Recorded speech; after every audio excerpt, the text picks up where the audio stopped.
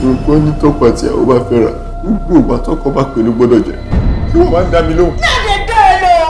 Ojoojúmọ́ ayé yìí ọmọ ju sẹ́ẹ̀sì lọ. Tó bá kí mi múlé ni wọ́n dí mi mú ẹ̀mí bẹ́ẹ̀. Ìgbà mi wà ló fẹ́ ṣe ìdí western way wọ́n sọ mí mọ́ bẹ́ẹ̀. Ṣé mo jájá ní ìyàwó ẹ̀ dán? Ìdí ẹ̀ bá máa jẹ ti ẹ̀yìn ọjọ́ erí tó dé ni. Kí lèmi èkó ẹ wo orí eléyìí tí wọ́n ṣe. Ṣé kìí ṣe tó máa ń dìyàn? Bàbá má fẹ́ kí mi mú. Ẹ̀yẹ́ mú mi kẹ́mi ní òun yìí. Ẹ mú mi kẹ́mi ní òun yìí. Bàbá ìtìyàwó eré o. Continue ogun láyé mi. Your shape is out of this world. Kí ló ṣe tó ń sá? Sọ́ọ̀nì dúró, ìtọ́ bàyí ẹ̀jẹ̀. Ẹ dúró, ṣọ́ fi yín ṣe ìyàwó sàárà fún mi. Wọ́n wá sọ yín di punching bag, wọ́n lù yín tinú tẹ̀yìn lójoojúmọ́. Àbúrò kókó ń ṣe pé mo gọ̀. O ò tún lè ṣe àbí? Mi ò ṣe. Nígbà tí n bá bọ́ sí gbòòrò tí mo bá máa ọmọ gidi tí mo bẹ̀rẹ̀ sí ná wọn lójú méjèèjì ojú àjà. Sista mi, ẹ má lẹ́lẹ̀ o. Ó serious ju bá a ṣe ń sọ yìí lọ because from the result of the test táwa ṣe ó fi hàn mí pé madam ti ní anal sex thoroughly in a long time ó dẹ̀ ti ń affect wọn sí. Yes, because ojú ara wọn ti já pọ̀ and that could be very dangerous. Iná jó mi. Fájú olórí burúkú wo ni? Ṣé nígbà tí mi bá wúlò fúnra mi àtàwọn ẹbí mi mọ́? Báyẹn ni o ti jẹ̀gbádùn, o ti má dùn bẹ̀. Ewúrẹ́ yóò tán, o wá fọ́gbà yan. It is either you continue or nothing more. Ogun torí Ọlọ́run ni mo ṣe ń ṣe ni. Torí tiẹ̀ ni. Kò sí ọmọ lọ́ba mi wò mọ́, màá mójú mi débẹ̀ ló wà ń tàn sí. Ó dá ṣọ́ṣà prápá. Prápá ni. Tí o bá lo ìṣẹ́jú kan sí níbi tó wà ẹ́ máa ní kí ilẹ̀ lanu kó gé mi sá.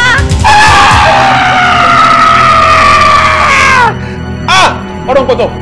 Irun máa lẹ̀ ńlá tí fi iná ṣòro. Abojú kan mọ̀nà kọ́ yẹ̀rìyẹ̀rì. Dákúndábọ̀ bí èdè. Ẹni fojú dodo ọ̀pọ̀ mi lọ. Ẹni fojú dòṣà ẹ̀bọ̀rà bọ̀ láṣọ. When an idol gets angry, the culprit is always in trouble. Orí ẹ̀ dàrú ni.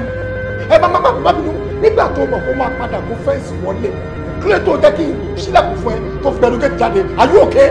Ta lè léyìí? Ta ló ní mu síbí kó ọmú kó? Màá pààyàn síbí yìí o. Ó bá ìyàwó mi sọ̀rọ̀, ó sọ fún ìyàwó mi pé ta lè léyìí. Àbólórí burúkú ni ẹ.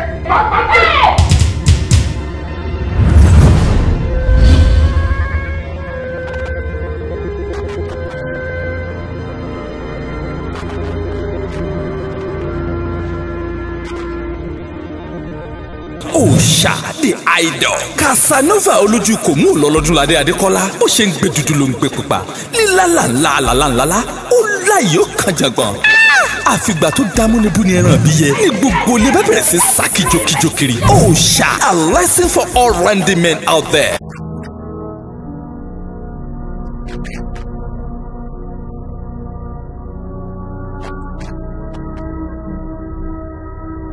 The end of the film is disastrous. So bloody. Kẹ́mi Ògúnláyé. The producer Fagbara Òjó. Tó tún produce eléyìí o. Ó lé ju suspense sínú ẹ̀yìn bọ́bọ́. Túndé Ṣọ́báyọ̀ ló direct ẹ̀. Edited by Rasheed Ọlábọ̀dé Ọ̀túnba. Lárin Ọdúnládé Adékọ́lá. Ìbọ̀sì. Mr. Latin. Kẹ́mi Ògúnláyé. Lẹ́kàn Látúnjí. Ìdòwú Adénẹ́kọ́lá Jẹ́yẹmí. Olúolówó Gẹ̀márìjà. Bọ́sì Arẹ́gbẹ́ṣọlá. Túndé Ṣọ́báyọ̀. Pákẹ́gbẹ̀lẹ́ kan Látúnjí. Òòṣà. Now on free CD, marketed by Zainab Ventures, Ami Arena Shopping Complex, Balade Oshode, Lagos. Òòṣà, you dare not toy with an idol. Grab your copy now. Òòṣà, ẹni wá ṣoṣo, òòṣà, àrí ṣoṣo, òòṣà.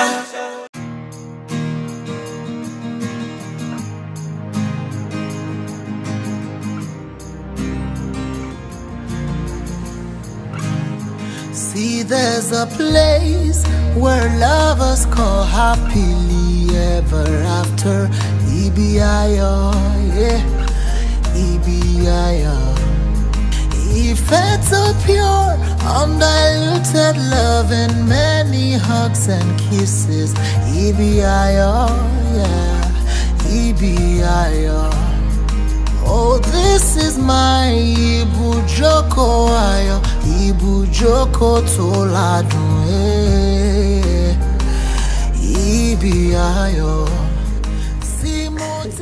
Mi jẹ́ wọn kó máa wá o, kó ń tọ́ mi. Yeah, why not?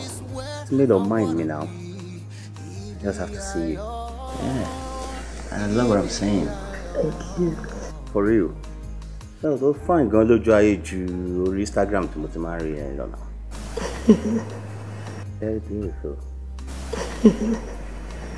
Mo mọ̀ pé ọ̀rọ̀ bọ̀ ni mí. Àwọn èèyàn méjì tí wọ́n ń pè mí ní ìyá pàtì. Really? Wow. Alright, ṣé o gbàgbé pé Yorùbá sọ Yorùbá pòwe? Yorùbá ní èyí wù mí òun ẹ̀ ní ò jẹ́ ká pa ọ̀pọ̀ tí kì í fẹ́ obìnrin kan náà. As in for real. In short, I'm ready to settle down with you. Just look at me. I've waited this long. Kó tó di pọ́lọ́ ṣe wà àdúrà mi. In short, I'm ready when you're ready. Like seriously, I'm for real. Wọ́n máa ń sọ pé àwọn ọkùnrin eré Instagram pé wọ́n kàn máa tàn owó yẹn lọ́wọ́ máa gbàgbọ́ pé dájú wá dé lò. Owó. Sorry there. Men looking at me. Ṣé mo jọ èèyàn kan tí ò tí tó gbóbìnrin sílẹ̀? You just answer that. And thank God you knocked the head. I'm ready. Ìwọ kò sọ fún mi pé o ti ṣetán. Then we'll do the necessary things. Ọmọ kékeré ni mi ò. Mo kọ̀ tó bí mo ní baby face. I'm just 20 months. I love that. Ṣé by the time I'm 40, I'm 50, you know, tí n bá ti take care, tí mo ti tọ́jú ẹ̀ tán, ìgbà yẹn ló ṣe máa mọ iye baby face tó ní ẹ̀. Do you get? In short, ìwọ kò sọ fún mi bó ti ṣe tán. Àwọn àbúrò mi lè wá sí ilé. Oh, I'm sure pé àwọn àbúrò ẹ̀ tó ń sọ yẹn, òun lè fine tó ẹ̀. Thank you. I love the smile. Let me. Be careful with your company. One protect yourself and your family. Ojú afọ́fọ́tán ìjọ́ni dálẹ̀. Torí tí a lọ bá lọ àbọ̀ wálé. See, there's a place where lovers call happily ever after.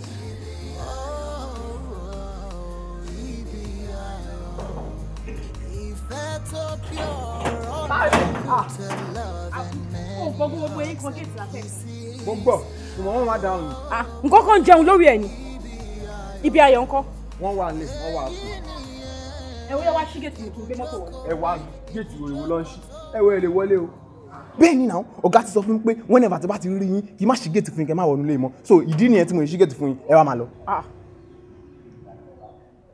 Ibi ayọ̀ ni pé kó má ṣí gèètì fún mi. Bẹ́ẹ̀ ni náà. Ibo ló wà náà? Nǹkan ṣe mi. Kí ló ṣẹlẹ̀? Nǹkan ṣe mi. Àbú, kí ló ṣẹlẹ̀? A dá fún yín jàre, àwọn ni wọ́n dé ń sìn, wọ́n láwọn fẹ́ wọlé. Mo ní láti explain fún wọn sí pé ọ̀gá ti ní pé tí bá ti rí wọn kí má ṣí gèètì fún wọn rárá. Pé tí bá ti ṣí gèètì fún wọn, iṣẹ́ bọ́ lọ́wọ́ mi nìyẹn. Mo ní ṣàlàyé fún wọn, wọn ò dẹ̀ gbọ́ kankan tí mo sọ látàárọ̀. Àbú, bá mi ra ìjákà. Kò mú wá sókè wá bá mi ń sìn. Nísinsìnyí mo ní. Ṣé ìjọba ń lò yẹn? Èmi ò mọ̀. Tó ti jẹ́ yín bẹ́ẹ̀ sí. Tèmi sì ni pé ẹ jáde ẹ gbọ́dọ̀ wọnú ilé, ẹ má gbàṣẹ lọ́wọ́ mi. Jọ̀ọ́ mú fóònù kí n pe bí ayọ̀ fúnra mi kó ṣàlàyé gbogbo mi. Rọ́bìṣì kí wọ́n ṣe àwọn èèyàn yìí gan-an náà? Kí ni problem àwọn èèyàn yìí náà? Ẹ wọlé sí, mò ń ṣàlàyé fún yín sí, wọ́n ní kẹ́ má yẹ kẹ́ wọlé, ẹ dẹ̀ bẹ̀rẹ̀ sí ní ṣàwọn orí burúkú yín. Kí ni problem yìí náà? Èyí tó pé ẹni àná ni ẹni èní ló dúró sí kò sàn kankan, ó tún rán mi ní káàdì ni, ẹni àná tó yẹ kó ti gbàgbé, ẹ wá bá mi fa kéèsì rí báyìí.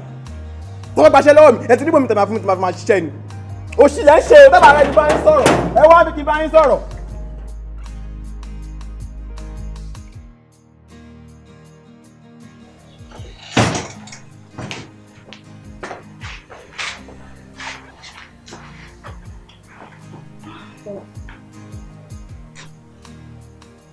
Kí ló ṣe ẹ́ ń bolo tí ń bọ̀? Ọ̀dọ̀ ibi ayọ̀ ni. Ọ̀dọ̀ ibi ayọ̀. Kí ló ṣónú ẹ ni? Àìná, tó bá jẹ́ pé ibi ayọ̀ náà mi ni, ó bẹ́tà ju nǹkan tójú mi rí lọ́dọ̀ ẹ lọ. Kí ni ìwọ náà lọ wá lọ́dọ̀ wèrè yẹn? Kí ló lọ ṣe ń bẹ̀? Look, I know. As it is now, I don't have a choice. What do you mean by you don't have a choice? Huh? No, má sọ yẹn fún mi. Tí èèrà bá fi ni pé igi èèyàn máa ń wọn dànù ni. You do have a choice. How are you? Ẹ pẹ̀lẹ́, báwo ni? Ọkọ ńkọ́? Báwo ni gbogbo ilé? Ṣé àlàáfíà ni? Ẹ káàbọ̀. Ibi ayọ̀, yeah, ibi ayọ̀. Oh, this is my ibùjókòó ayọ̀, ibùjókòó tó ládùn. I'm so sorry. I'm so sorry. Kí ló dé? Wọ́n ṣe yín lálejò ni? Kó o ṣe ọ̀rẹ́ lálejò ni? No. Ó ṣẹ̀dí. No. Any nice time, you guys you have. Ní situation yìí báyìí, kí ló máa advice kí n ṣe? Jẹ́ kí n sáré attend sí bàbá yìí. Oh, mo ní advice.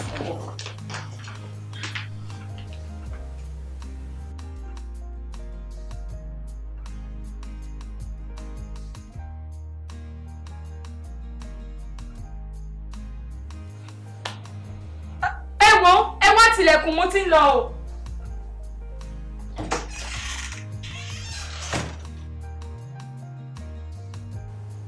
Ẹsẹ̀ tó ń bọ̀ ẹ̀ tí bá kó kiri bọ̀ ẹ̀ ilé lè dé orí ni o dẹ̀ jókòó ní ẹ̀fún tí o dẹ̀ rojọ́ o ò tiẹ̀ bìkítà kọ́kọ́ ẹ wọlé kó wá àtẹ́ǹsì o jókòó sí bí o bá ní sàǹsàn rojọ́.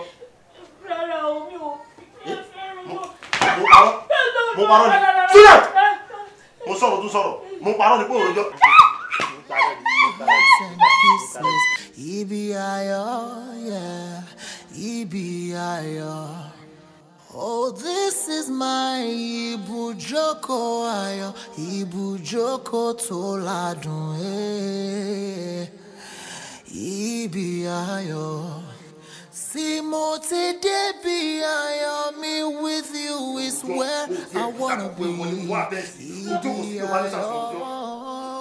Ibi ayọ̀.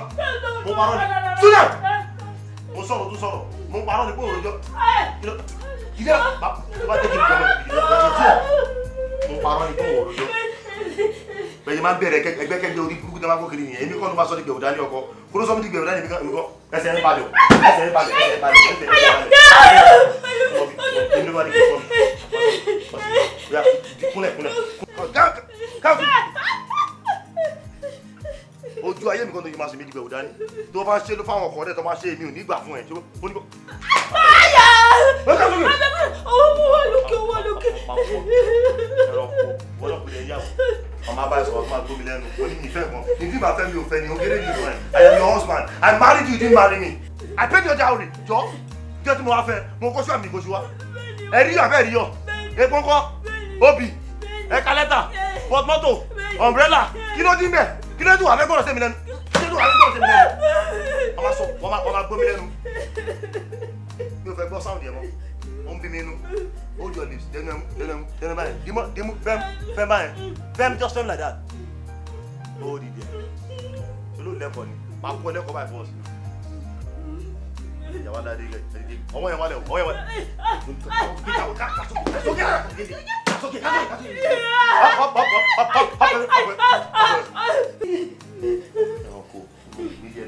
Ìgbésí àyè lọ kòkòrò sí àní.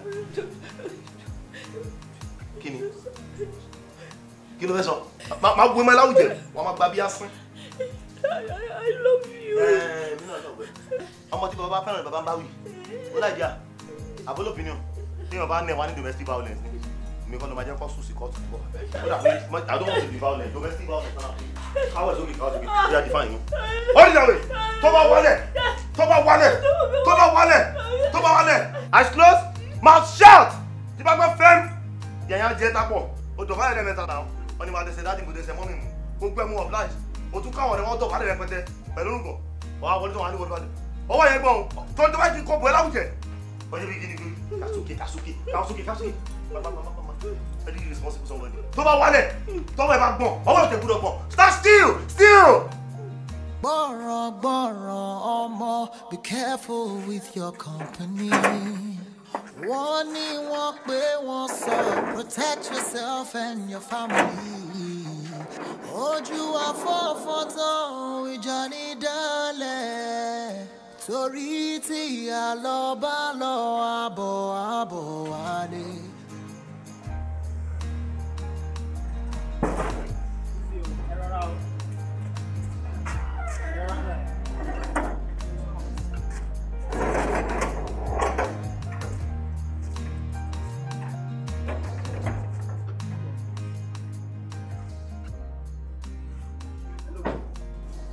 Hello.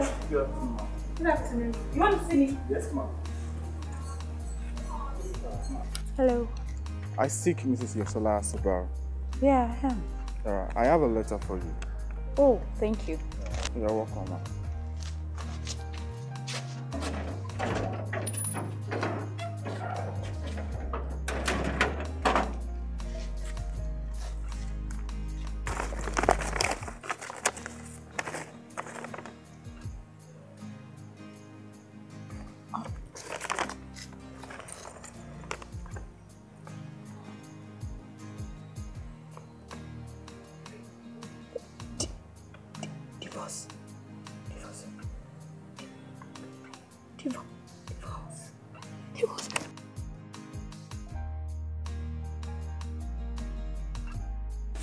Emilio,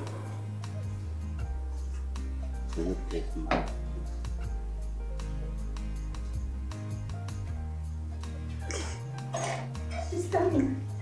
Yes. He just proposed to me.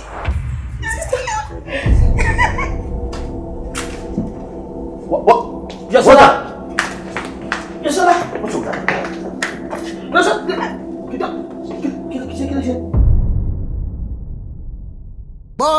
Gbọ̀ràn ọmọ, be careful with your company. Wọ́n ní wọ́n pé wọ́n sọ, protect yourself and your family. Ojú afọ́fọ́ tán ìjà ní dálẹ̀. Torí tí ìyá lọ bá lọ àbọ̀ wálé. See, there's a place where lovers call happily. And here comes my beautiful.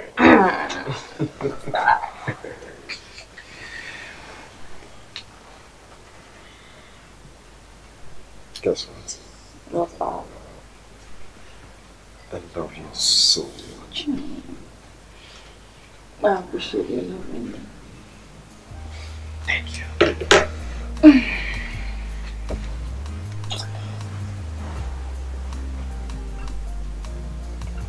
Yosola was here today. Oh. Yes, and I felt pity for her. So what are you saying? Well, I'm only saying that I should take her back?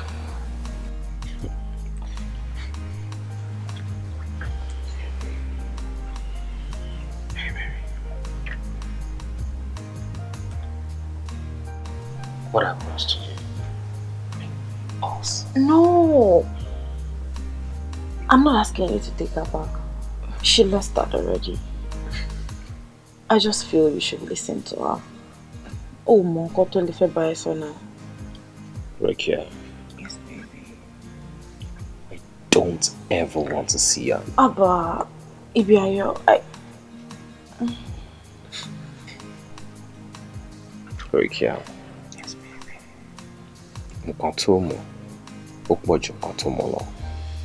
So, this is what I'll do.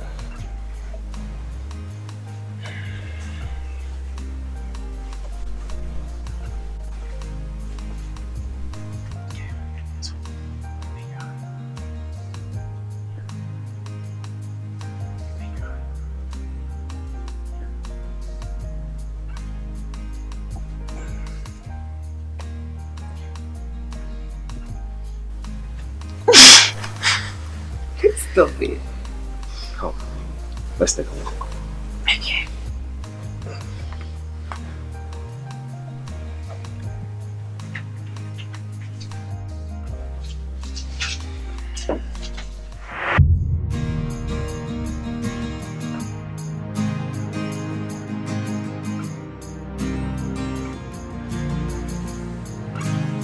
See, there's a place where lovers call happily ever after.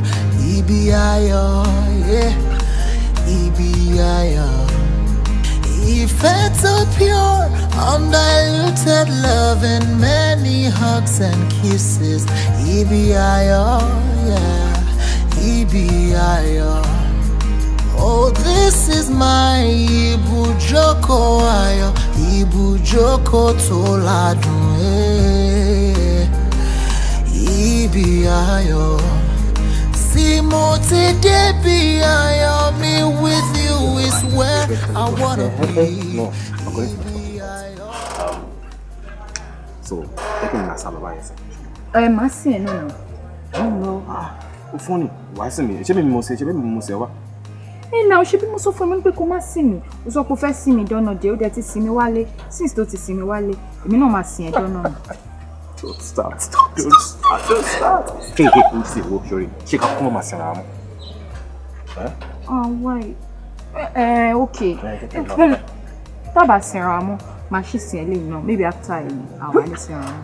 Do you ever give up? No, baby, it's not in my dictionary. Let's go, Joe.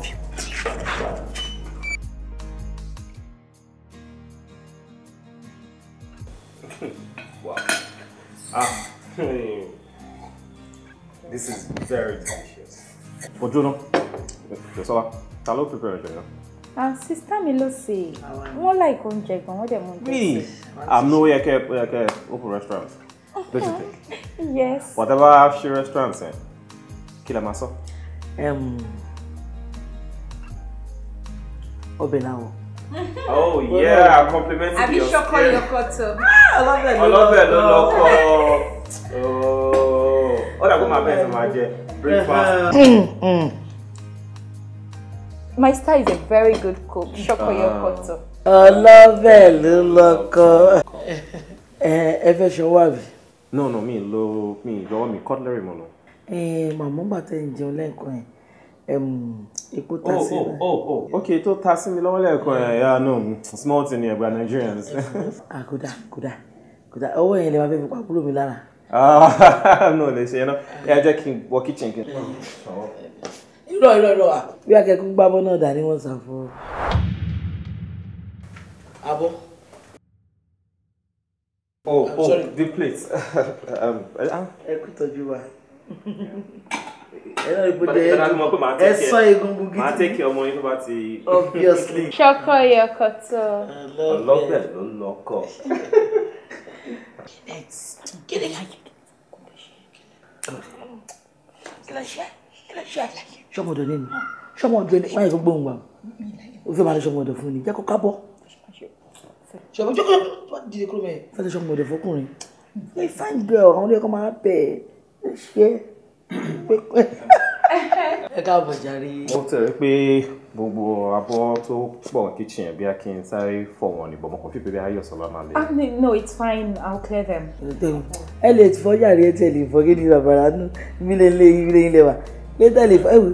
Má bùrù mi ṣe wà yìí kó lápá òṣèlú kò sí kankan. Inú kò tẹ́ ẹ ṣe problem ọmọ máa ń ṣe house chores. Mo nǹkan tí mo fi kọ́ wa bá ṣe ń dàgbà nìyẹn. Don't worry, I'll clear. Ẹni bá fọ́ṣọ ẹni jẹ́ ilé àwádùn ọkọ̀ ní. My sister likes singing. Ẹyin náà máa fọ aṣọ tí ẹ lábúrò mi lọ kó má rà àbúrò mi ò lápá. Shoko Yokoto ló ń jẹ yìí, ó dùn. Ọlọ́bẹ̀ ló lọ. Àdìyẹ ìjẹ́sọ̀ afẹ́fẹ́ ìfọ̀ abọ́ náà kò bá dì tó bá lóyún yóò lè máa fọ abọ́ fúnra rẹ̀ kò mọ yángùn rí àgbà kò mọ yángùn ẹ̀bà mẹ́bà sí. Àkẹ́bàjẹ́. Kò ṣe wọn ọ̀kẹ́bàjẹ́ alówó ni. Ṣíjì my dear, àwọn èèyàn kì í sòótọ́ ọbẹ̀ ni. Ṣé lóòótọ́? Oh, my darling, marriage is slavery. Gba bí mo yẹ sọ yẹn, tí o bá ti tọrùn bọ̀ báyìí, o ò ní life tiẹ̀ mọ́. You live your life for your spouse. So, bí mi ṣe wà ẹ̀, bọ́kọ mi bá ṣe gbé wá báyìí ni màá ṣe gbé fún. So, ó better kó má tọrùn bọ̀ rárá.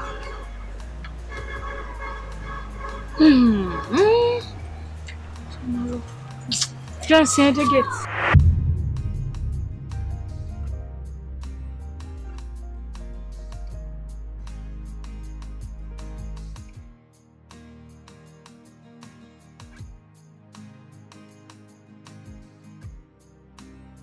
Just when I was about letting go of my serious affair with Ibiayo, due to the seed of discord planted by my friend Aino,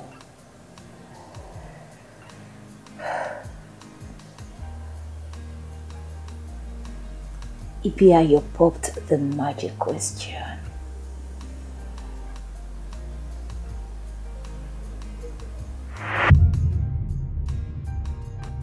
Baby. Yes, darling. Please get the door. It should be one of your friends. Baby, who gets it? I know. What shall I do in one bathroom? Just tell the person to chill, okay? Okay, baby. Anything for you.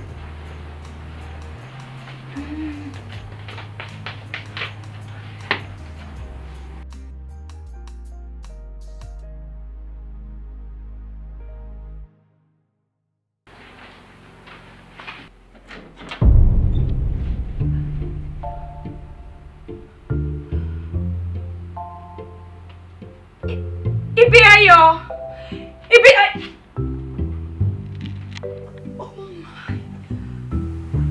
Marry me. Yes, yes!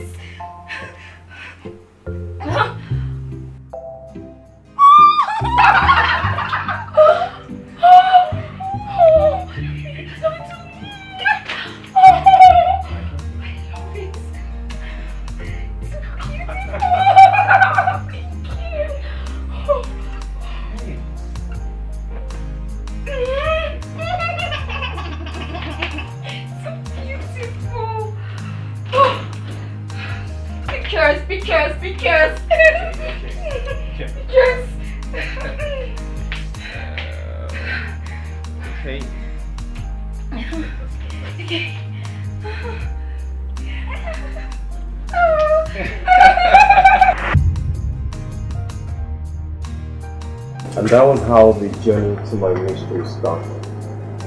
A few days after our marriage, I realized I was married to the wrong girl. So pure, undiluted love and many hugs and kisses. EBIO, yeah, EBIO. Oh, this is my Ibu Joko Ayo, Ibu Joko Tola. Secret, what did you know? Already gone. I'm very, very tired. Okay. Man, that's traffic was bad. Oh, I am so tired. Well, I baby. Tiremico. I know.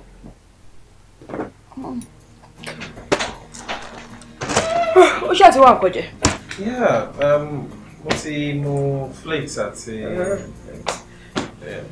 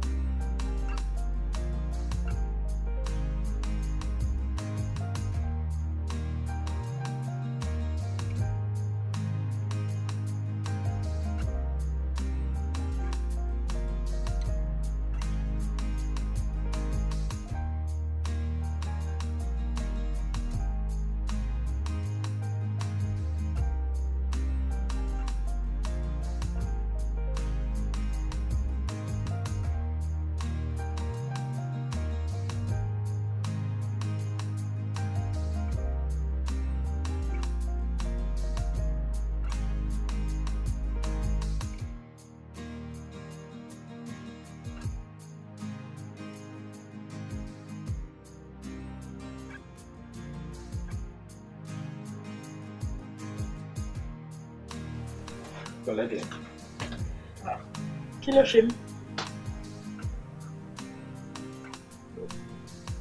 I don't understand. Èwo lo understand bẹ́ẹ̀. Kí ló ṣe mí tó ń kí mi pẹ̀lẹ́? Máa wò. Kí ni ìtumọ̀ gbogbo ilé? Kọ́ lè sọ pé good man ní àbí? Ṣé nǹkan tó fi ń ṣe good man rèé lójú ẹ̀? Ó ṣàfẹ́ sọ mí lẹ́nu ní ṣá. Kí ni ìtumọ̀ gbogbo ilé? Àbí táwọn èèyàn bá wọlé wọn máa sọ pé ẹ wo nǹkan tí mo sọ kọ.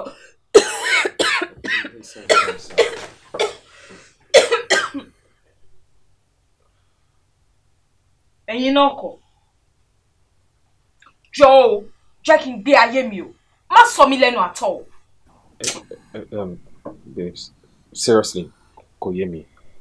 Hey, please, it's okay. Obìnrin lèèyàn mọ̀ tó ní ìwà àbòsí. Èwo ni tọkùnrin alábòsí òṣì. Bá mi gbé kí n kò kọrùn.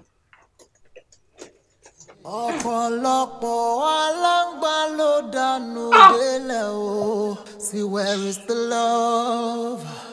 No one knows. See, there's a place where lovers call happily ever after. Join me.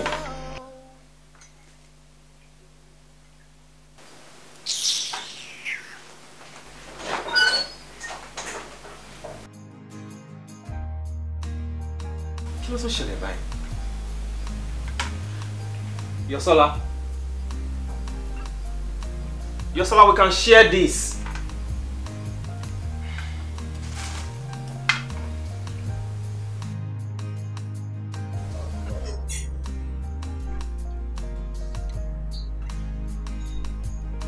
Hello, Padre. Báwo? Wàá ṣe practice. Olówó Nagode Allah, ó ṣe pàdé. Kí ló ṣẹlẹ̀? Ṣé ni? Ọ̀gá, ó ṣẹyẹ. Ọ̀gá ọba ti sọ fún mi náà. Báwo ṣe máa ń ṣe báyìí sìn? Àmọ́ ẹ̀jẹ̀ ti ròyìn owó máa yẹn fún mi gan ṣá. Epo oúnjẹ make sense gan. No, but ọmọ gbọ́dọ̀ ṣẹlẹ̀ ẹ̀sìn. Ìyá yìí ń dáná lọ́wọ́. Àbí mo ní kan tí mo lè ṣe sí at this point in time. A máa fi sọ́jọ́ mi ni. Ọlọ́run kò dùn ẹ́ tèmi gan fúnra mi. Tàbí kò sí wàhálà a máa fix time. Ló ṣe gan pàdé. Olówó Nagode Allah. Take care man, yeah. Ṣé ọlọ́jú rí mi? Baby mi. Ibi tí ń pa bíbí ẹ̀ o.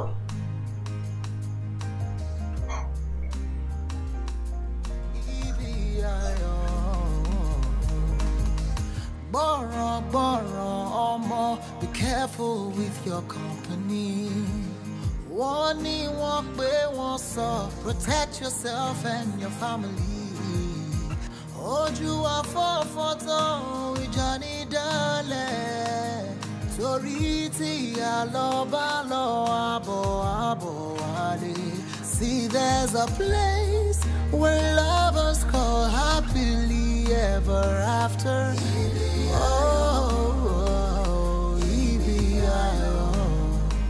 Ìfẹ́ tó pure, undiluted love and many hugs and kisses.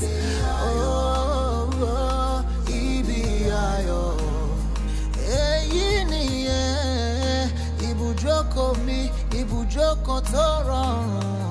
Ibi ayọ̀. Ibi ayọ̀. Èmi ti dé ibi ayọ̀ mi. Ain't nobody moving me. Ibi ayọ̀. Ibi ayọ̀.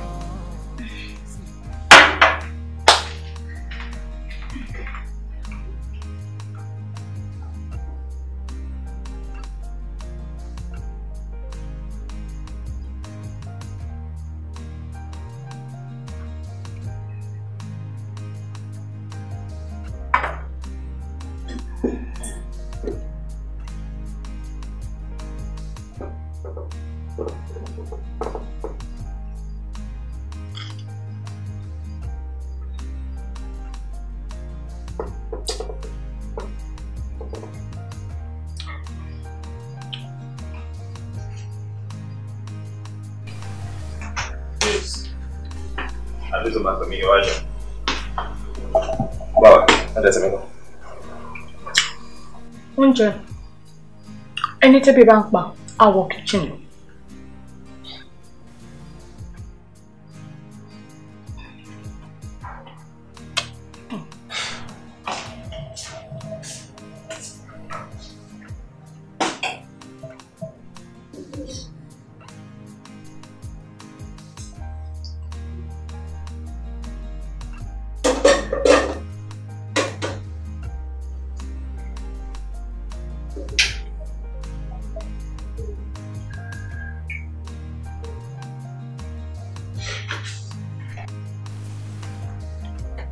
Babes.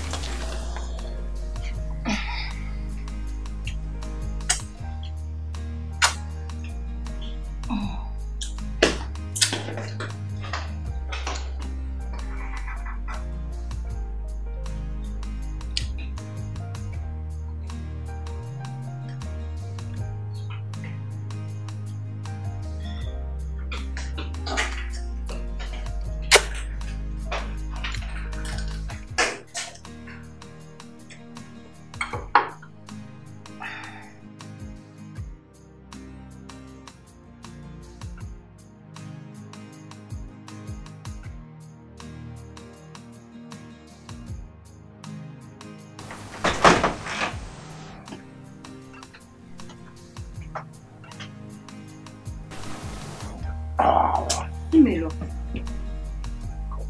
Why are you like this now? Huh? Why are you doing this? What am I doing? You started it. How? How? Yeah. Ewo la mọ̀rọ̀ bí ní Ọ̀yọ́. Ṣebí ìgbà tó jí láàárọ̀ yìí, ó dá lọ ṣe oúnjẹ ti ẹnìkan. Ṣé wọ́n nìkan ló wà nílé? That? Come on, baby. I just don't want to upset you. Really? A jẹ́ pé mo ti ya wèrè nìyẹn o, tí màá fi máa bínú pé o fún mi lóúnjẹ.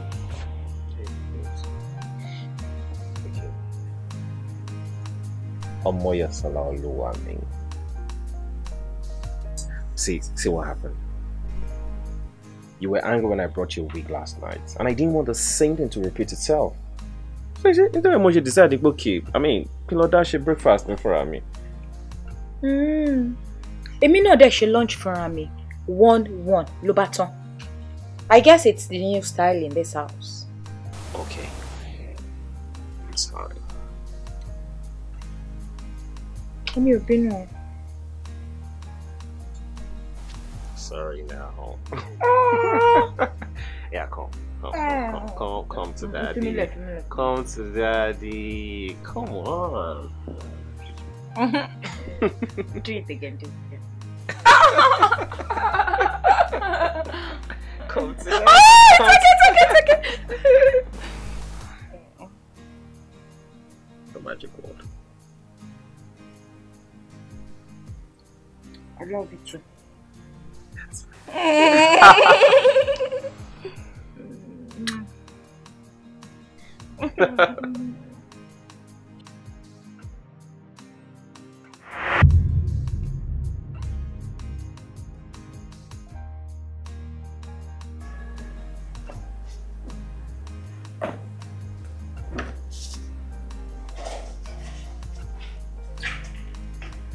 Yosola. Yosola. Yosola Olúwa. Kí ni ìyẹn? Kí ni òde? Bọ́sítà kó wá jẹun jàre. Bọ́sítà kó wá jẹun o. I'm okay, please. Èmi ò gbọ́ ẹ dáadáa o, mi nítorí òun mú sọ̀rọ̀ ní ìgbẹ́. Ṣùgbọ́n o lè wá nílé láti jẹta kó má jẹun. O lè wá nílé láti jẹta kó má jẹun. Kí ló ṣẹlẹ̀? Kí ló ṣẹ́jú òṣì ọkọ rí? Ṣé wọ́n lè wá kọ́kọ́ ọkọ ni? After all, ló kọ́kọ́ kò ní kọ́kọ́ ló pọ̀ ẹ̀. And you're a fine girl. Omi ló dànù agbè òfò. Ọlọ́run tó ṣe tèmi. Etí mi ìró tẹ́lẹ̀ kó lè ṣẹlẹ̀ sí mi. Á ṣe tiẹ̀ náà. Ó dẹ̀ dé rí mọ́nú ilé kiri bàbàrà. Okay, mo ń bọ̀. Ọlọ́run máa yẹ ká ní burúkú kẹ́ ẹ. Wọ́n takò wá jẹun o. Ó ṣẹlẹ̀.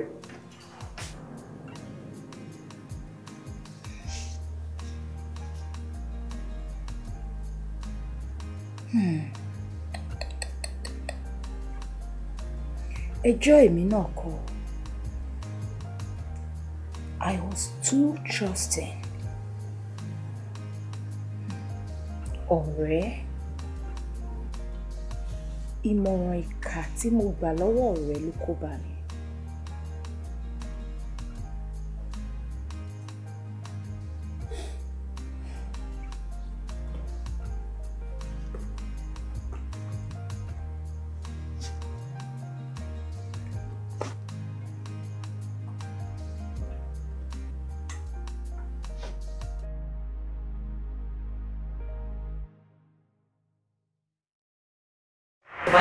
kémi àti ẹjọ́ lọ trip yìí o.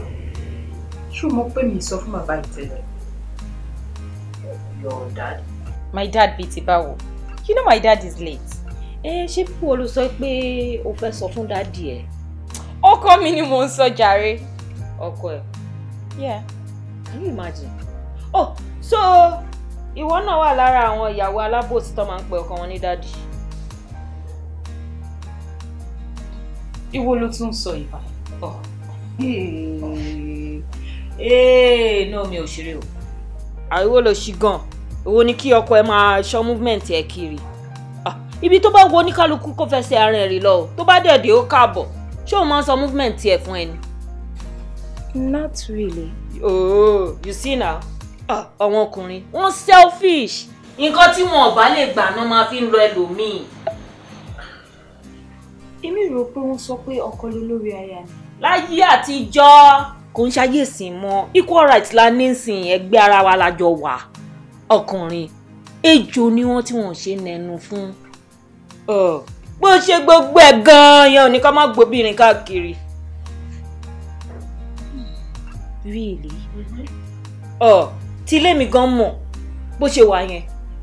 Tí a bá jọ wà báyìí tó bá gbé fún mi máa gbé fún padà ni. Tó bá kó tó náwó sókè gan máa ti bú sẹ́kún. Tá bá jànú lè. Mi ò ever sọ sorry sí rí. Ọlọ́gbọ́n. Wo ètè la fi ń gbélé ọkọ. Ìyẹn gan-an náà máa fi nífẹ̀ẹ́ sí. Ó tọ́ wà nínú nǹkan tó sọ. But ṣó mọ̀ pé mi ì ríro tẹ́lẹ̀. You do have a point. I always have a point, you know that.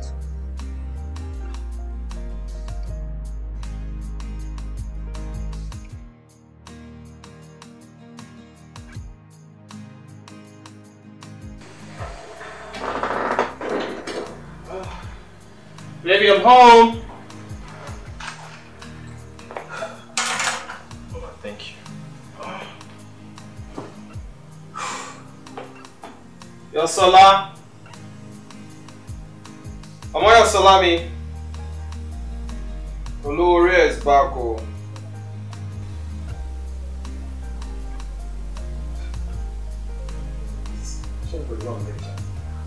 Yosola. Remember it's cool now.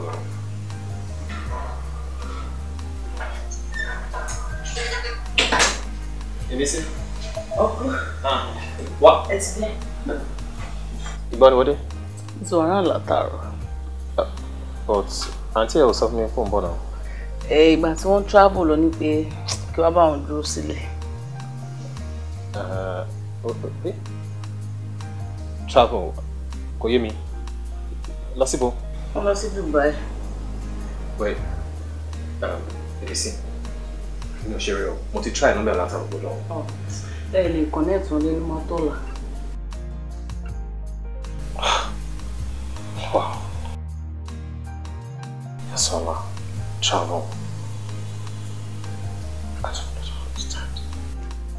Lẹ fẹ́ jẹ́ kí lè bá yín ṣe. See, there's a place where lovers go happily ever after.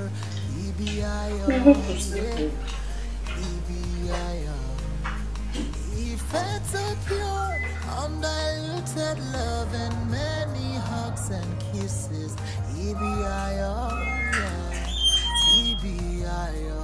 Hello?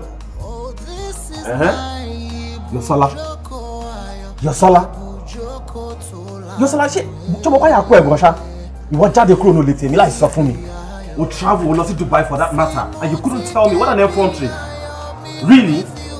Wait, follow come with me, Ateno. Oh, I mean, no, that's better. Koko ma baby to why? I don't want to ever see you come back into this house. Nonsense. Can you go rubbish, you know? Yosola. Protect yourself and your family. Ojú afọ́fọ́tọ̀ ìjàní dálẹ̀ torí tí a lọ bá lọ àbọ̀ wálé. See, there's a place where lovers call happily ever after. Oh.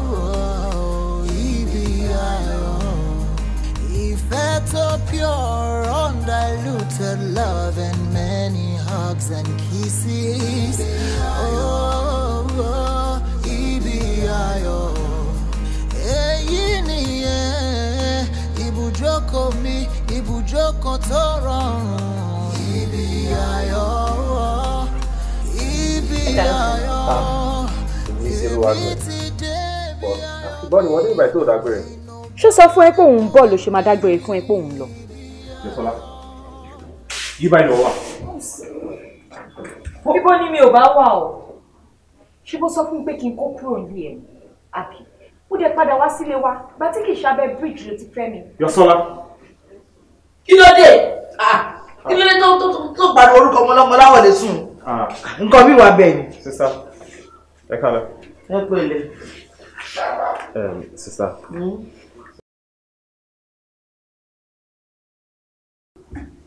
Ẹjọ́ Yọ̀sọ́lá ni máa fi sọ. Wọ́n ti ní ọbẹ̀ tí baálé ò bá kí ń jẹ, ìyálé ò kí ń sè. I mean, ẹran tó bá dẹ̀ lókun lọ́rùn lèèyàn máa ń tọ̀ wá. Ẹni bìlìfù pé Yọ̀sọ́lá kúrò ńlé. Ó kúrò ńlé láì dágbére fún mi. Kò ń ṣe pé kò jáde pé ó sọ pé òun lọ sí Òṣòdì ńbẹ̀ yẹn. Ó travel lọ sí Dubai, àǹtí. Yọ̀sọ́lá travel lọ sí Dubai without telling me. Nígbà tó lè máa fi dé, mo bá wí. Kí ni ìyàwó mi ṣe next? She didn't bother coming to the house at all. Mi mọ̀ pé báyìí ló sá wá. Now, èmi kò tẹ̀kọ̀ sọ pé kí n wá rí yín o, kí n wá sọ fún yín nǹkan tó ṣẹlẹ̀ fún ikú òǹdíṣẹ́ ní alẹ́ yìí o. After so many missed calls tí mo ti fún tí ò pick call mi, mo ní kí n wá fẹjọ́ sùn yìí ni mo rí pé ibi báyìí ló sá wá. Sister mi, ẹ má dá lóhùn. Tí ẹ bá rí nǹkan tí Gáyì fojú mi rí. Ṣé ń gbọ́? Kò sí ọ̀rọ̀ burúkú tí kò sọ sí mi tán. Ó wá bẹ̀rẹ̀ sí máa sọ̀rọ̀ sí mi bẹ́ẹ̀ ni pé mi kì í ṣọmọ onílé. Tó dẹ̀ jẹ́ pé àwa náà wà okay on our own. Ó wá ń jẹ́ kí n máa miss mommy àti daddy àti gbogbo yín. Ṣòtìrì. Ó sọ fún mi pé ìyá rẹ fẹ́ fi jàbúrò mi. Tó bá sọ fún mi ṣé mi àwọn jẹ́ kó fẹ́ wá. Ààyò àmọ́ àtọrọ jẹ. Sórí nǹkan táwọn ẹbí wa fi sílẹ̀ fún wa. Ó tó wá jẹ, ó tó wá pín, táàtú ṣẹ́kù táàtú fi tọrọ ọkọ̀ wá pa. Mi ìrọ̀pọ̀ gbọ́kọ̀ ìdílé green kankan orí lórí títí tó rìnrìn àdáradà tó ń tọrọ jẹ káàkiri. Aṣọ olóòrùn aṣọ nídọ̀tí. Sísítà mi ẹ wò ó. Gáyì ó fi àjẹ mi gan. Ó fi àjẹ mi bẹ́ẹ̀ sọ́pọ̀ ayọ̀ yẹn gan kò dáa. Wọ́n ìtẹ́jú máa sọ fún páyọ̀ ayọ̀ dáadáa wà ókè. Mr. Suberu, àbúrò mi lòun ò ṣe mọ́. Mi ìdẹ blame yín, òun ni mo blame. Tó ní ojú báyìí tí ò fi ríran. Because ó rí àwọn orúkọ gidi jẹ́ pé orúkọ wọn ní tílé bá sọ ni. Àwọ̀là wò láyé ìgbà kan nìyẹn. Láyé ìsìn tílé bá sọ ni orúkọ la fi mọ̀. Because ó rí àwọn orúkọ gidi ńlẹ̀. Nígbà tó ti rí orúkọ yẹn kó ti wò pé ìyá rẹ̀ o lòun lọ bá ń bẹ̀. Orúkọ gidi. Orúkọ tiwa ńlẹ̀ green. Ó rí orúkọ gidi bíi Elliot, Denzel, Brainerd, Cole, Coca, orúkọ ńláńlá orúkọ orúkọ tó fine. Kò lọ jẹ́ kò lọ fẹ́ kankan nu wọn. Ó wá oṣù ní Suberu ló fẹ́fẹ́. What do you expect from a Suberu? Sister Iteoluwa. Wọ́n ní pé èèyàn máa ní láti comfort ààrẹ tó bá wà ní ilé àná ni. But it's Subaru, not Suberu now. Whatever. Nítorí ẹ bá jẹ́ Suberu, kẹjẹ́ Subaru. Ní tó bá wù yín kẹ́ pé ra yín ìyẹn ti wà important lọ́wọ́ yìí. The most important thing tó wà nílẹ̀ lọ́wọ́ ni pé àbúrò mi ní òun ò ṣe mọ́ ìyẹn tún kọ́. Lọ́wọ́ ṣe mọ́ kẹ́ bọ́ta kẹ́ kó ṣì commot. Ẹ kó ṣì travel. Kẹ́ jáde níbí. Yọ̀sọ́lá. Mi ò lóun jọ. Is it by force? Mo ò ṣe mọ́. Yọ̀sọ́lá, I came back from work. I came down to this place to come and take you home. Yọ̀sọ́lá, please, let's go home. I'm very okay here. Go with me now. You are not going anywhere. You are staying in this house. Please bring your leg. Relax. They take very good care of me. They pamper me. Ẹ wo bọ́dà, Ọlọ́run ò ṣe mọ́ láàrin ọjọ́ méjì tó fi wà bí ẹ wá pẹ́. Ẹ wà wọ ẹ má sọ̀rọ̀ ẹni Mr. Ogogo sí ibà Mr. Gentle. Action yín fẹ́ pọ̀ jù. Ẹ wá tóbi lẹ́yìn ni. Àbámọ́ gbé bí gbọ́dọ̀ là ń ṣe ń bí. Ẹ jọ kẹ́ kóòtù travel jáde kẹ́ máa níwá lára ń bí. Ló fa acting. Kí ni?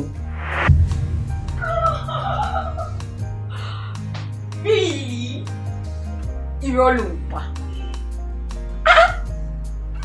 Ó sọ bẹ́ẹ̀. Okay, gbogbo gbà kí ni ìwọ wá sọ gangan?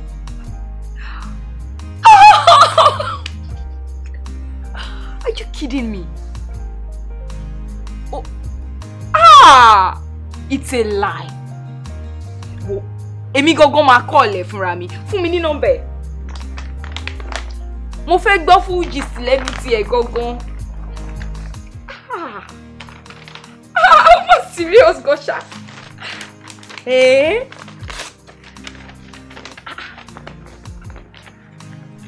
Oya, 080.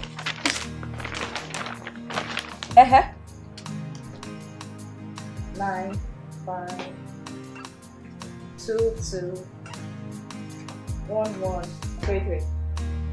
Okay, ma call it. Oh, hold on. Kí ló wà?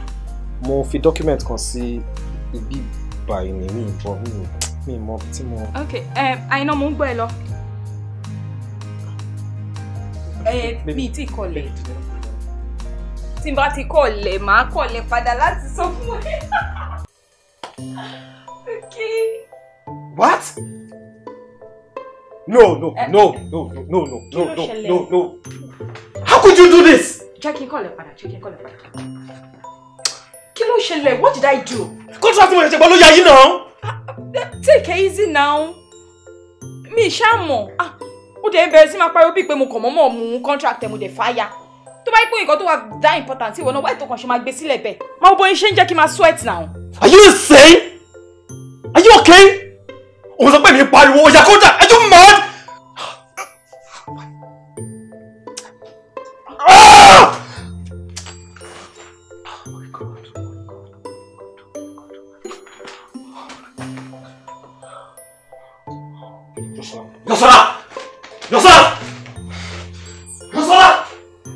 Ọ̀pọ̀lọpọ̀ aláǹgbá ló dànù délẹ̀ o. See, where is the love? No one knows. See, there's a place where lovers call happily ever after. Kò tí ẹ̀ l'action.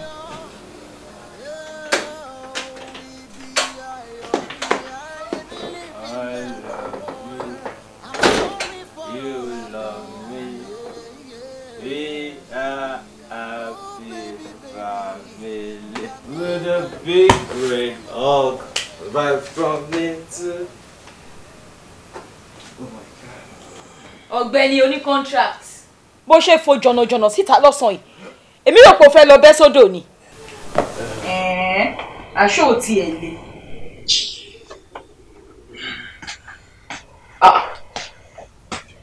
Ìwọ kọ́ ni mò ń bá sọ̀rọ̀ ni.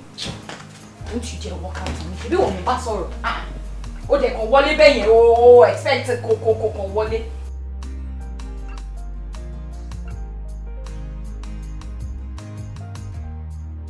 You know I love you, right?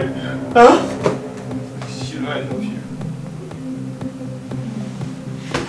Yeah, I love you.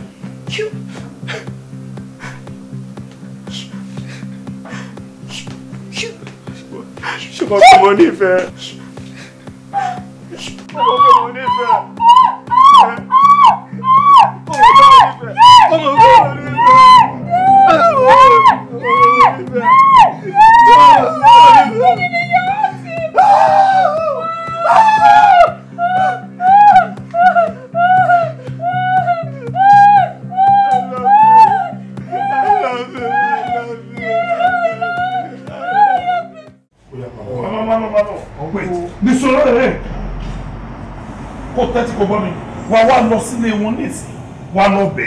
Because mi ò mọ ohun tó ń rò tó fi láti gbọ́ sókè náà níbo ló ti kọ́ yẹn. Uncle, ó yẹ kẹ́ mọ̀ mí náà, ó yẹ kẹ́ mọ̀ ẹ mọ̀ pé mi ń ṣe orí èèyàn báyẹn, mi ń ṣe oníwàhálà. In fact, yeah, mo fẹ́ parọ́ pé ọtí tí mo mu lọ́jọ́ yẹn ló intoxicate me, but at the same time mo ló push me, she frustrated me. Ṣọ́rọ̀ ló sọ lẹ́nu, ó frustrate ẹ. Ṣé ìgbà tó rí pé frustrate ẹ, ìwọ gbọ́dọ̀ mẹ́wù ẹ̀ kó jáde lé. Exactly what I did. Mo jáde kúrò nílé. Officer, this is the idiot, arrest him. Arrest him. Àǹtí, kò yẹ kẹ́ ẹ ṣe tó báyìí. kò yẹ kí n ṣe tó yẹn báwo ni màá ṣe kó tó jàre ẹ dá mi lóhùn ó ti yé mi ó yẹ kí mi làjú mi sílẹ̀ ní káàbúrò tí ń lọ àbúrò tèmi pa. anyway sùúrù náà ni màá ní ẹ wo èèyàn máa kí ń lọ sílé ẹjọ́ kó bọ̀ tún ṣọ̀rẹ́. ẹ dáhùn ta ló sọ fún yín wípé mi àti yín ti fẹ́ ṣọ̀rẹ́ ẹ jọ kí ló fẹ́ fà eré kí ni ajá fún abá ẹkùn tí ń ṣe náà ẹ dá mi lóhùn ẹ ọlọ́pàá ẹ jọ sí àwọn àbá ìdájà ìbátọ́ gíní. sísá mi ẹ jọ kí lè ń bá wọn rò náà. Officers, do your work. Sir, we need you in the office. Need báwo báyìí lè ṣe kán sọ̀rọ̀ báyìí. Mr. Suberu, you are under arrest for the murder assault. Assault, yes. It's an wife assault. battering. Yes, he's a killer. He's a murderer. Yes. Killer. Yes. Madam, take it easy now. Ẹ tutù gan-an. Ṣé nígbà tí mo ti dé ọ́fíìsì yìí tó ti sọ pé ẹ̀yin lè máa tẹ̀lé wa ó kọ́ mi ó ṣe mí lára bákan á fẹ́ lọ mi mo kàn wọ́n pé ẹ lè tutù lójú kí ìwà yín má tutù kí n take it easy kí ni wọ́n take it easy fún ẹ̀yin ò lè máa take it easy kémi náà máa take it easy now force ni ẹ̀dẹ̀ ti refuse láti lo force yín ẹ̀ káwọn ẹ̀rọ pè é ó yá under arrest. Sir, let's go. No, I will. Let's go. Calm down. Ajabu àwọn family jẹ́ kékeré o. Irú àwọn dìgbòlugi wò lélẹ̀. Ẹ ti ẹ̀ sọ police station tá ń lọ náà àbí.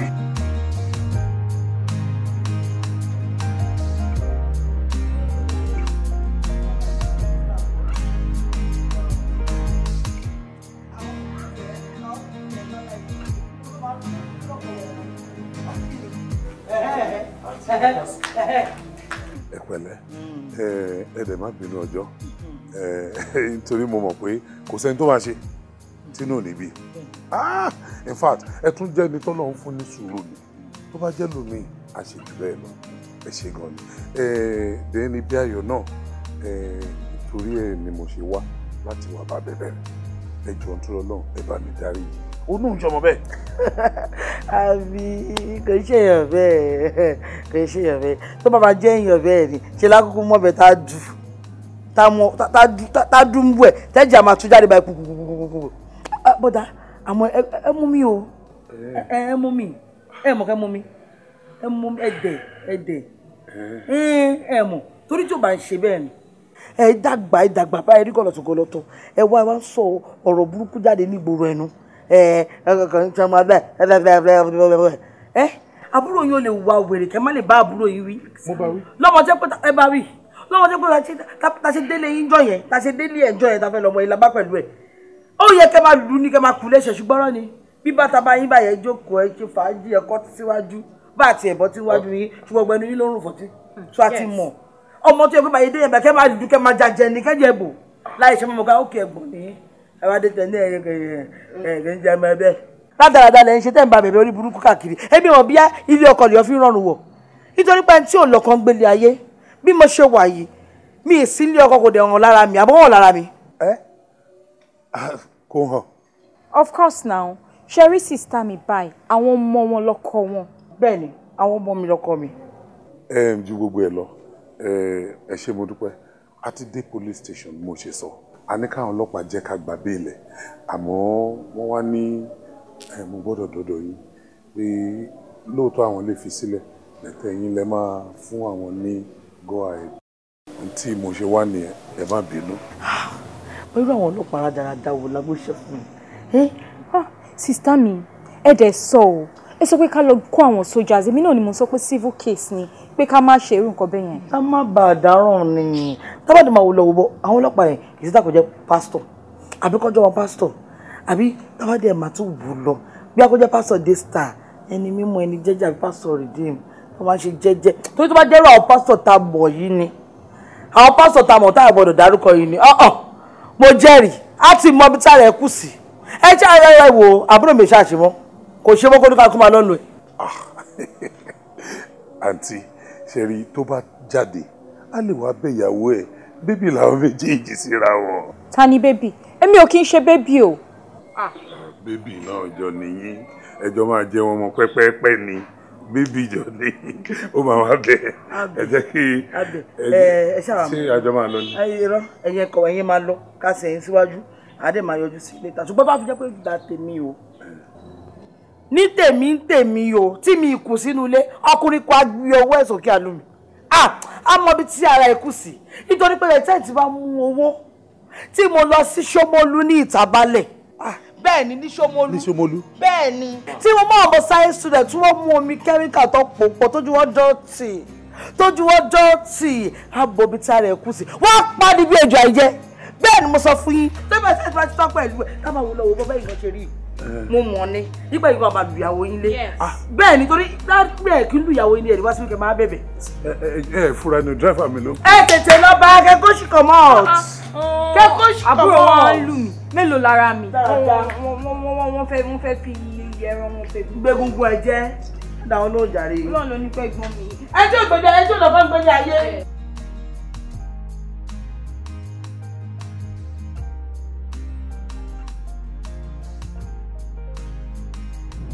It's okay. It's one of those things. Okay. Let me talk. We need to talk.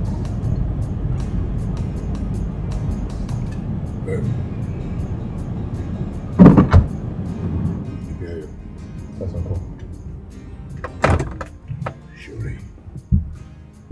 Yorùbá ní tó bá kọjú sí ẹ kó ta. Tó bá kọ̀yìn sí ẹ kó ta. Tó bá kù wọ́n nìkan kó tèrò ara ẹ̀ pa. Ṣé o rí ọmọbìnrin tó lọ fẹ́ yìí? Kì í ṣe èèyàn.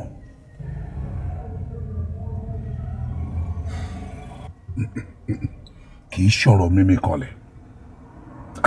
Wait, ẹni tó ti ń frustrate ẹ débi wípé ẹ̀ ń lura yín, ẹ̀ ń pọlọ́pàá síra yín.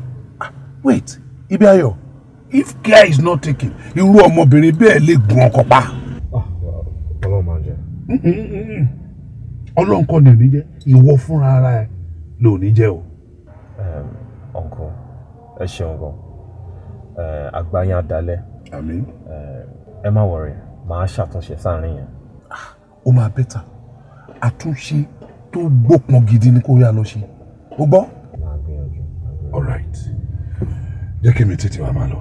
Okay, ẹ jẹ́ kí n bá yín dé junction bẹ́ẹ̀ kí n lè. Oh, okay. Okay. All right.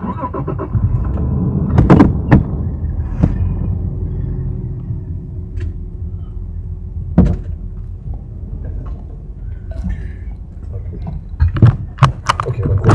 All right. Màá pè yín pa discussion ta ní tẹ́lẹ̀. All right.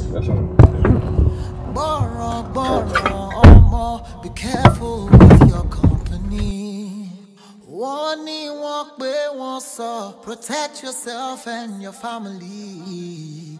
Ojú afọ́fọ́ tán ìjà ní dálẹ̀. Torí tí àlọ́ bá lọ àbọ̀ wálé. See, there's a place where lovers call happily ever after. Please stop. I don't feel like it. Oh! What is it now? I don't feel like it. I'm not in the mood at all. Really? Who does that? Mama be wow. Ọkọ ẹni mo jẹ́ now. So, it has to be a mutual thing. You cannot force me against my will. Well, stop it. What is it now? What now? Should I rape me? I'm not raping you. I just stop. It has to be with my consent. Then think now.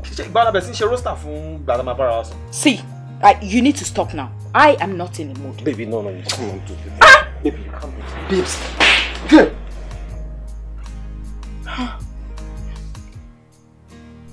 What is it now? You're provoking me. You pushed me into what I didn't want to do. Oh, now I need to go somewhere I can have a good sleep. I can't stay here. Yosola.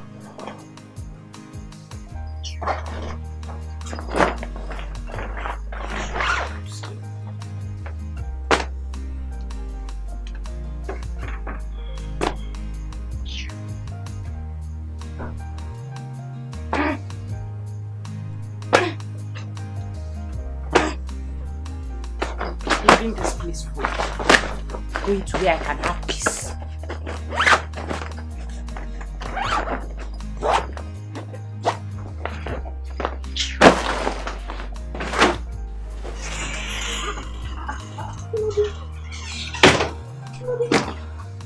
Bolo tí mo tó rù dẹ́dẹ́ báyìí. Nuisance yìí má ló máa ti bẹ̀rẹ̀ wàhálà ẹ̀. Mi ò dẹ̀ fẹ́ lọ sílé wa because mo mọ̀ pé bẹ́ẹ̀ náà ló máa ń wá mi lọ. Torí ẹ̀ ló jẹ́ kí n máa bọ̀ bí báyìí. And surely believe pé inú mọ́tò ni mo sùn sí lálẹ́ àná ṣá. Because ilẹ̀ ti ṣúngbà tó bẹ̀rẹ̀ wàhálà yẹn. Mo dẹ̀ wò pé ó ti máa wà too late kí n tó máa mú. Inú mọ́tò ni mo sùn sí. Bílẹ̀ ṣe wá mọ́ báyìí, wọ́n á ní pé kí n máa bọ̀ lọ́dọ̀ ẹ̀. This time around, mo fẹ́ show ẹ. Máa jẹ́ kó fẹnu fẹ́ra bí abẹ̀bẹ̀. Ọdẹ yẹn ò mọ yìí mí ní now. Imagine. Bàbá yìí wá wà nílé. Bàbá. Ọkọ mi ṣe mọ̀ pé èèyàn ò lè fárí olórí lẹ́yìn ẹ̀ pé òun ló nílé mi ìdẹ̀ lè gbàyàn sílé láì má jẹ́ kó mọ̀. Are you serious? Bàbá. Then ṣebí wo ló sọ pé bó bá ṣe wùyàn ló yẹ kó ṣe máa ṣe kò yẹ kéèyàn máa sọ movement ẹ̀ fọ́kọ ẹ̀. Ìyẹn yàtọ̀ náà má fi wéra wọn pé o fẹ́ travel ó yàtọ̀ sí pé mo fẹ́ gbàyàn sílé òun ló nílé ẹ̀ nǹkan tó bá òun àṣẹ tó bá òun ló máa pa lórí ilé ẹ̀ kò ń ṣe ọ̀rọ̀ travel lélẹ̀ náà ó mọ nǹkan tó ṣẹlẹ̀ ìwọ ṣáà máa lọ sílé yín náà máa kàn ẹ́ lára and káti ẹ̀ máa wò tó bá délé yín tó wá ẹ débẹ̀ tó sọ pé o ò sí nílé ńkọ́ ọgbọ́n ò lè tán láyé káwa lọ sọ́run máa lọ sílé máa kàn ẹ́ lára ṣé o ti pe ìtẹ́ olúwa. Mi ò tí ì pè wọ́n wá sí tíìsì náà mo máa pè wọ́n sí. èyí náà dà tó bá ti débẹ̀ jẹ́ kí n mọ̀ máa kàn ẹ́ lára ṣùgbọ́n. Ẹ káàárọ̀. Hi. Mi ì mọ̀ pé wà ń lé. Mo wà. Mo sọ fún un pé Mo sọ pé mo wà nílé. No, mo sọ fún un ní ìsìn. Tó ń sọ fún un pé mo wà nílé. Ó ń dùn ẹ́. Ó ń dùn ẹ́. Bébì mi. Pẹ̀lẹ́. Bébì. Níṣó nílé.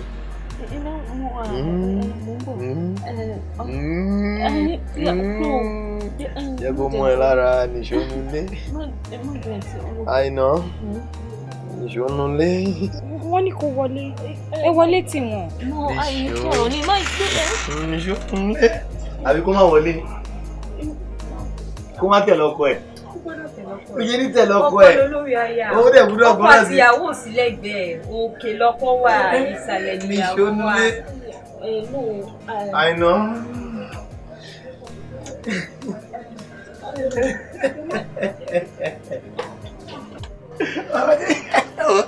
Abẹ́ ìró rẹ̀ Ẹ̀wọ̀n yóò máa jẹ́ ẹni tó ń fẹ́ sọ̀rọ̀ ìlẹ̀ lọ́yẹ̀ kí orí sọ lẹ́nu. Ẹ má pẹ́ ẹ̀ bá mi kílé o. Ṣé òun bọ ọkọ tiẹ̀ ni? Kò burú. Máa padà sílé wa. Mo ń retí ìbí ayọ̀ ọkọ mi.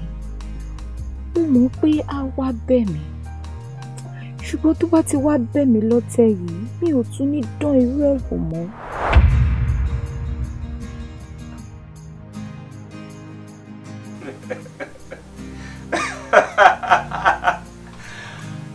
See, there's a place where lovers call happily ever after.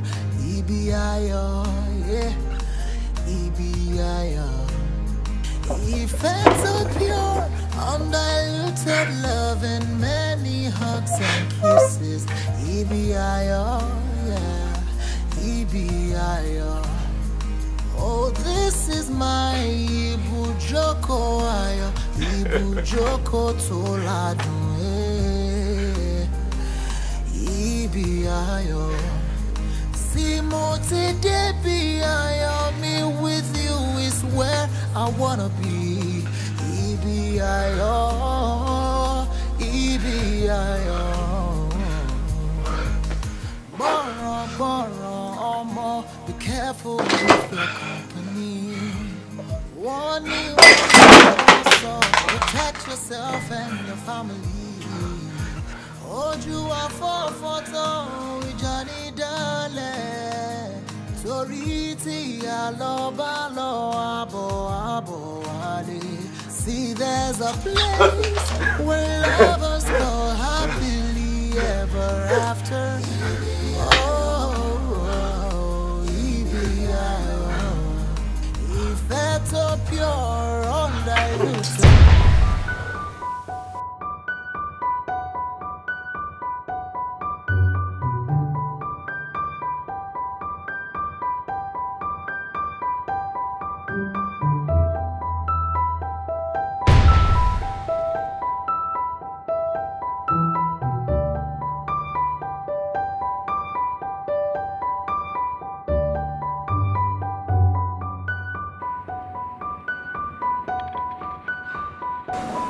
I'll find about the lab results.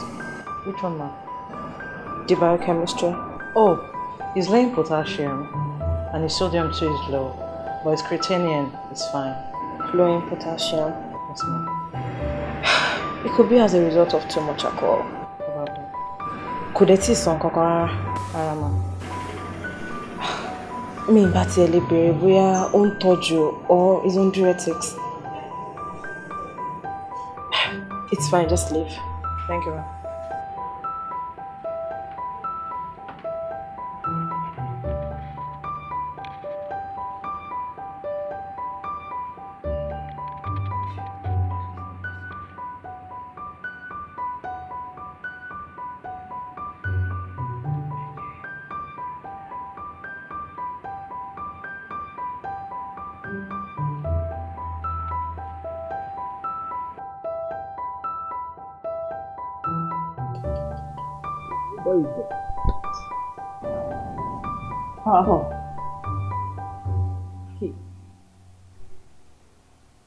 Ilé ìtìrìn díjú o. Dá lóhùn. Wọ́n ti fẹ́ gbà. O ti ẹ̀ smart rárá. Hello? Yeah, speaking. When? How? Báwo ló ṣe ṣẹlẹ̀ gangan? Okay, mo bọ̀. Yeah, I'll be on my way now. Sister mi kí ló ṣẹlẹ̀? Balógun. Ibi ayọ̀ ni. Kí ló pa? Ewo kì í ṣe kó kú bẹ́ẹ̀ yẹn ti dé nìyẹn jàre. Kí ló ṣe? Wọ́n kọ̀ láti clinic ni. Wọ́n sọ pé ó slum. Kó jáde. Jókòó. Ìyẹn wá kàkùnrin ló ń jẹ́ lójú. Jọba bìnrin kí ló tó àgọ́ níbù báyìí náà? Wọ́n kò ṣá pòpòpò fún ẹ wọ́n náà rẹ̀ gbé mu just like that. Wọ́n parọ́ fún ẹ̀yìn rẹ̀ ti swallow ẹ̀hún clyde and center. Kí ló máa ń fún pé kò ṣe pé bí yóò ti miss ẹ̀ torí kò rí ẹ láti jọjọ lóye kú kọ̀ọ̀pù irọ́ yẹn lọ gbé ìwé láyé ọ̀rẹ́ ọ̀gbìn tó bá gbọ́ ọ̀rẹ́ ọ̀nà máa sáré gbọ̀gbọ̀gbọ̀. Wọ́n sísá mi èdè rí yẹn sọ ọ́. Ilé iṣẹ́ kọ́ nǹkan tó ṣẹlẹ̀ gbogbo rẹ̀ tó bá ní iná ń jó lórí omi ìwọ ní kí lọ bú ewé ẹ̀wà. Sórí gbogbo gimmicks orí burúkú táwọn ìmáyéjì ẹ̀kọ́ ìyàwó rárá ló bẹ̀ lórí wọn nítorí ẹ̀lẹ́mi ò ṣe believe in marriage kankan mi yẹn bàbá wàá kí ọkọ wa dé mi mẹ́wọ̀n wá ní kí n máa gbélé ọkọ níbo àkàlù ẹ̀kọ́ yẹn sí. Sórí ẹni tí ò lọ́kọ́ gbélé ayé ìtorí ẹ̀ ni mo ṣe àwọn ọmọ mi ọ̀hún lọ́kọ́ mi tí wọ́n ti gbé ọmọ lálùbáríkà àbùṣebùṣe làǹbákà èèyàn ká dé mi mẹ́wọ̀n á ní ìjẹ́. Ó fi ìwé tọ́lẹ̀ sọ. Ìtọ́ni ó lè wà lọ sí kílò tọ̀ ìwọ ò tiẹ̀ smart. Ṣé tí wọ́n ti ẹ̀kú lé ọwọ́ tí wọ́n fi gbé ìgbádùn fún ẹ ó ṣẹ̀kẹ́ bíi pọ̀pọ̀f kí ni. Wọn ò sí lọ́sítù. Ó tọ́ ni sísá mi sọ. Ṣé èrò ni kò dẹ́ ẹ̀rí kójú ojoojúmọ́ onírọ́ ni? Wọ́n máa parọ́ irọ́ ni. Gbogbo tó sọ kàdé nígbà yìí wọ́n ṣe mọ̀ pé irọ́ ni. Irọ́ ni wọ́n fẹ́ kẹ́ wá ni. Ẹ jẹ́ mọ fíìmù wa lọ. Mo ti mí so. Nílẹ̀ ilé ìdí serious bí ayọ̀ pọ̀. Àṣẹ ìgbà ẹ̀kan ẹ̀kọ́ lélẹ̀. Ẹ̀wọ̀n náà ni ọlọ́wọ́ kọ́ lórí ìlú bá ti tẹ̀kọ́ yẹn ìjọba ìlú wa ìlú àwọn ìlú. Oh, this is my ibùjókòó ayọ̀, ibùjókòó tó ládùn ibi ayọ̀. Sí mo ti débi ayọ̀ mi with you is where I wanna be. Ibi ayọ̀, ibi ayọ̀. Be careful with your company. One pay, one saw. Protect yourself and your family. Oju afọ photo Johnny Dale. Torí tí a lọ bá lọ àbọ̀ wálé. See, there's a place where lovers call happily ever after.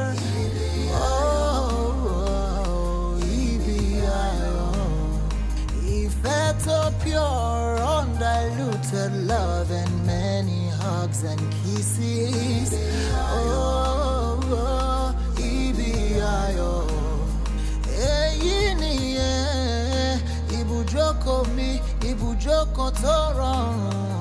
Ibi ayọ̀, ibi ayọ̀. Èmi ti dé ibi ayọ̀ mi, ain't nobody moving me. Ibi ayọ̀, ibi ayọ̀. See, bógiri ó bá lanu sílẹ̀, baby.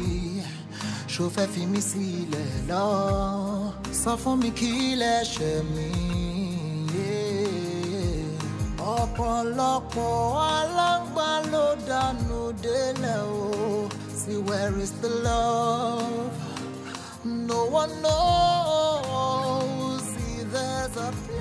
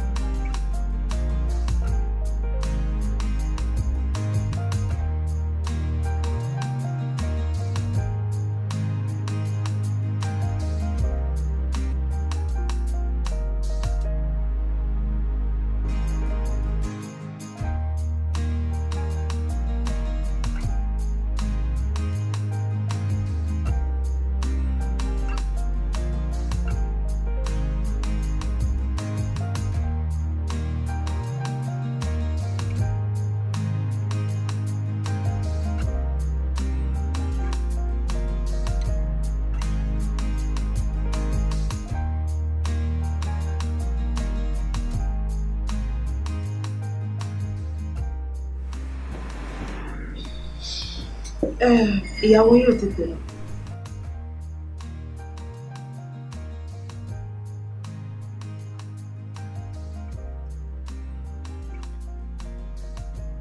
Kò tí pé.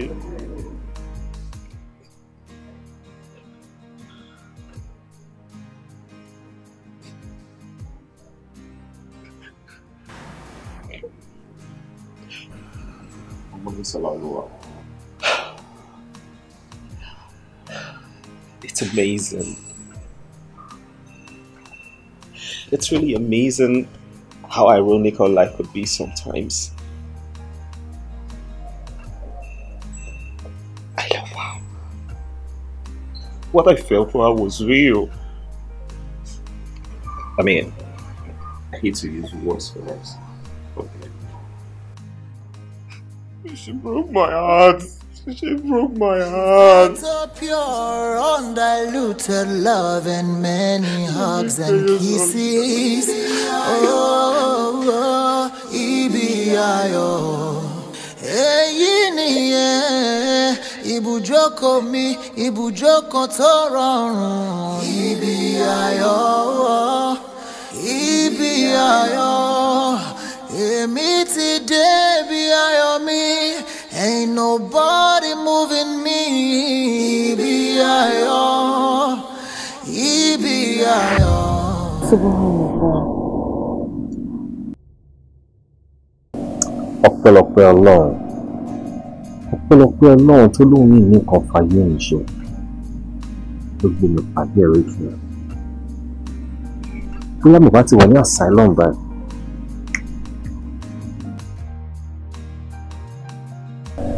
I am so grateful to God that He brought you to me. Thank you, Ejikami.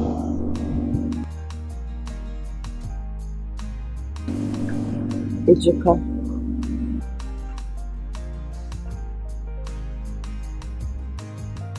Ṣé o mọ̀ pé wọ́n Ejika mi? Ejika tí ó jẹ́ kí aṣọ fi bọ́ lọ́rùn. Ọlá àbàtà tí òun ló mú èdè tèmi bí ayọ̀ṣọ́. Ọlá rékì ní bí ayé ṣe wà lẹ́yìn. Oh well, thank God we don't look like what we've been through. But even at that, I still feel we should give our little audience to Allah.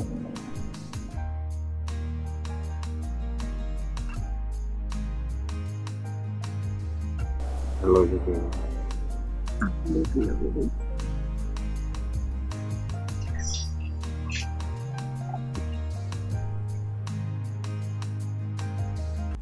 Temilio.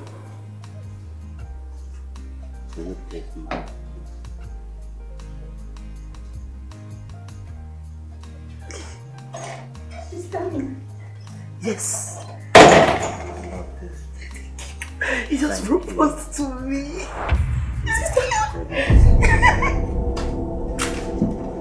What? Yosola! Yosola! What's wrong? Yosola! Get up!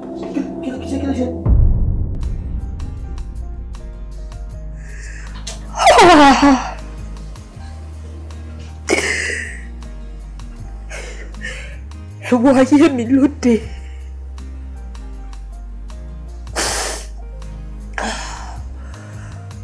Àṣé ẹ̀gbọ́n mi Ìtẹ́olúwalé ní òun fẹ́ fẹ́ ọkọ lẹ́yìn tó lé mi kúrò nílé ọkọ mi.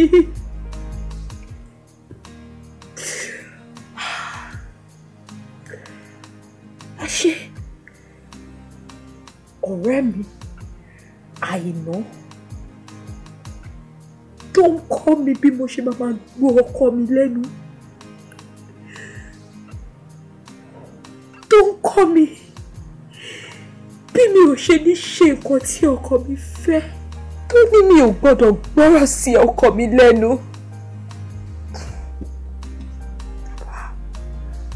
Àṣé kò lẹ́nu ọ̀rọ̀ nílé ọkọ ẹ̀.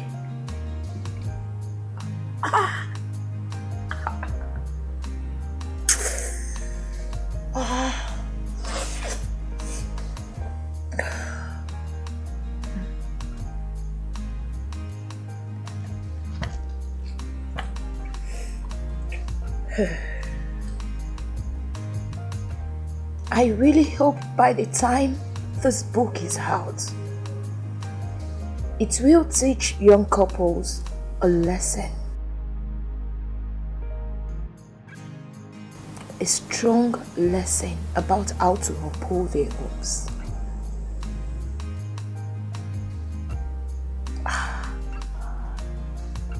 Ti tọ́nà nìyẹn.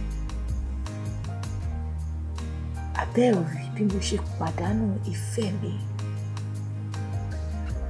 ayọ̀ mi, ìdùnnú mi, ọkọ onísùúrù alálùbáríkà. Just by heeding wrong advice. Ìfẹ́ ayọ̀. Ọ̀pọ̀lọpọ̀ alágbá ló dànù délẹ̀ o. See, where is the love? No one knows. See, there's a place where lovers call happily ever after. Ibi ayọ̀. Yeah, ibi ayọ̀ mi. I ain't living there no more. I'm sorry for all I've done. Yeah. Oh, baby, baby. Gbà mí into your arms again. Mo mọ̀ pé mo